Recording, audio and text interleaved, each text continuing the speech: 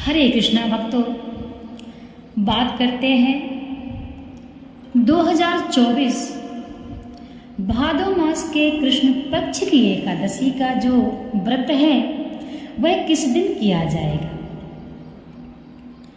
भादो मास के कृष्ण पक्ष की एकादशी को अजा एकादशी कहते हैं। अजा एकादशी का महात्म आप सभी जानते ही होंगे। राजा हरिश्चंद्र की कथा इस एकादशी में है। तो आप सभी ने राजा हरिश्चंद्र का वर्णन सुना ही होगा। अब हम पहले बात करते हैं कि अजा एकादशी का जो व्रत है वह किस दिन किया जाएगा। भक्तों, अजा एकादशी का व्रत आप सभी को 29 अगस्त दिन गुरुवार को करना है। उदया तिथि के अनुसार वैष्णव एवं स्मार्तजन सभी इस व्रत को 29 अगस्त को ही करेंगे।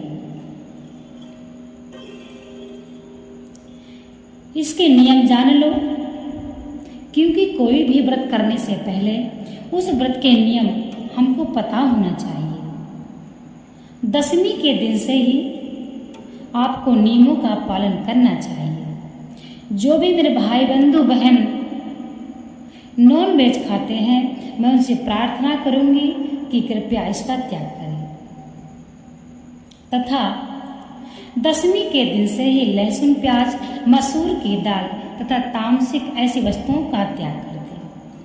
और एकादशी को ब्रह्म मुहूर्त में उठना चाहिए और विधि पूर्वक अपना स्नान आदि से निवृत्त होकर भगवान के मंदिर में जाना चाहिए। याद रखें, उस दिन पूजा स्थल से चावल को हटा दें, दूर कर दें। कहीं गलती से चावल आप भगवान को अर्पित ना कर दें, इसलिए ध्यान देने योग्य बात है।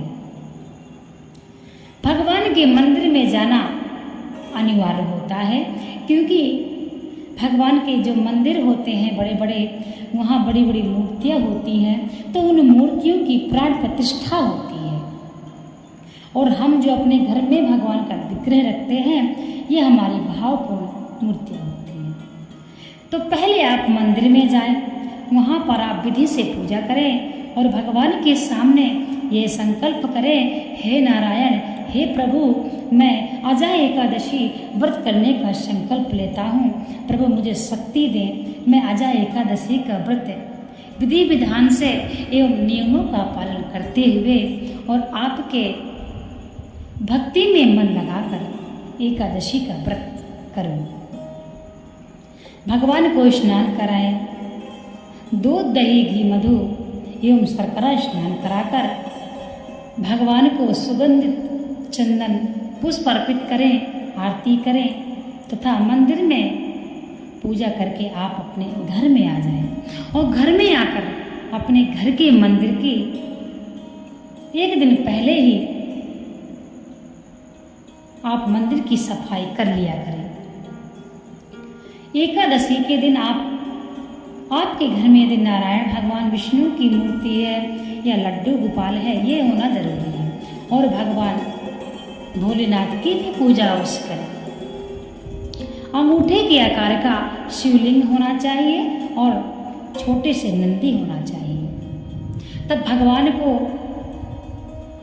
पूर्ण श्रद्धा भावना से अपने भक्ति में विश्वास रखते हुए, ईश्वर ही परिपूर्ण है, समस्त जगत में ईश्वर ही व्याप्त है, ऐसी मन में भावना प्रकट करें और भगवान को विधि से स्नान करें।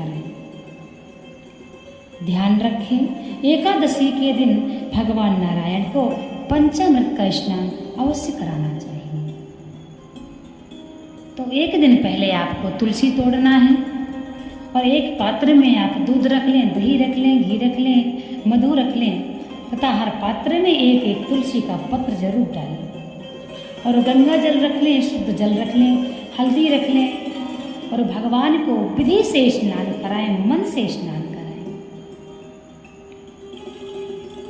पंचामृत का स्नान करा करके भगवान को वस्त्र पहनाएं तथा भगवान को चंदन का लेपन करें, सुगंधित पुष्प भगवान को अर्पित करें, माला अर्पित करें, भगवान का श्रृंगार करें। जो भी आप भगवान का श्रृंगार करते हैं, जैसे भी आप करते हैं, आप अपनी इच्छा से भगवान का श्रृंगार करें तथा आजा एकादशी की कथा पढ़ें।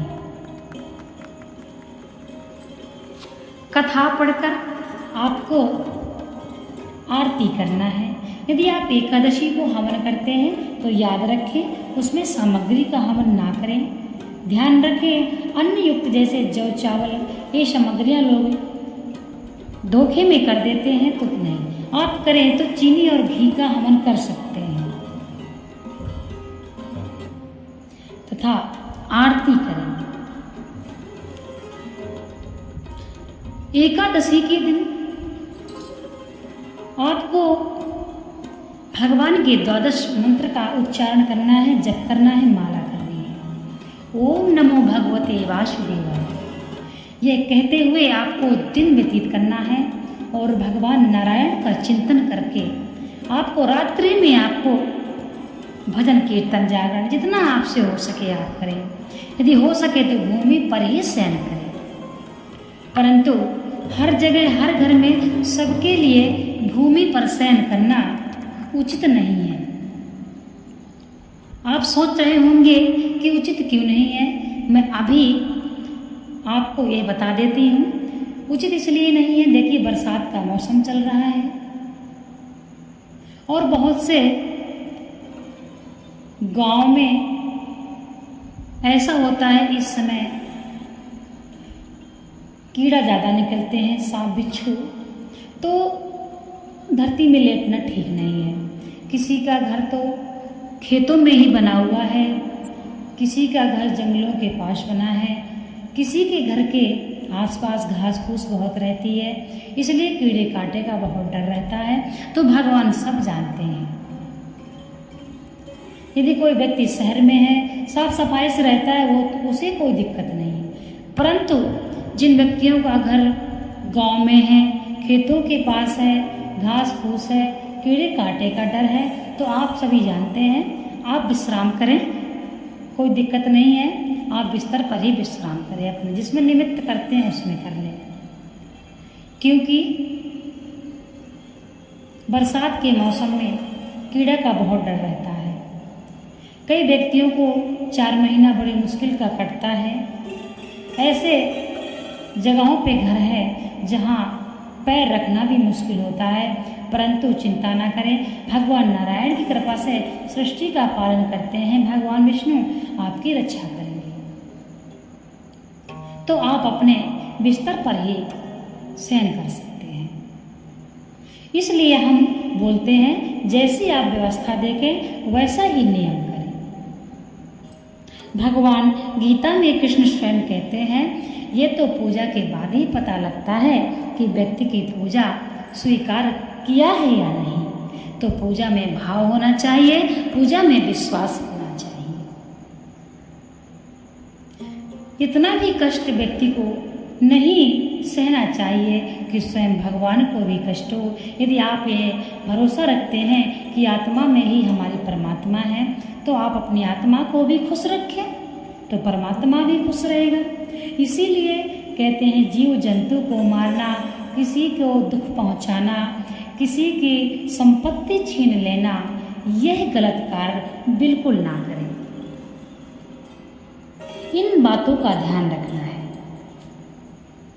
बाकी सृष्टि के पालन करता भगवान नारायण है, हमारे पिता वही हैं, हमारी माता वही हैं। इसीलिए आप भगवान का दिन में चिंतन करें, रात्रि में जितना आपसे हो सके आप जागरण करें और द्वादशी को प्रातः समय अनुसार उठकर आप पूजा करके ब्राह्मण को दान दें और समय से आप पारण करें।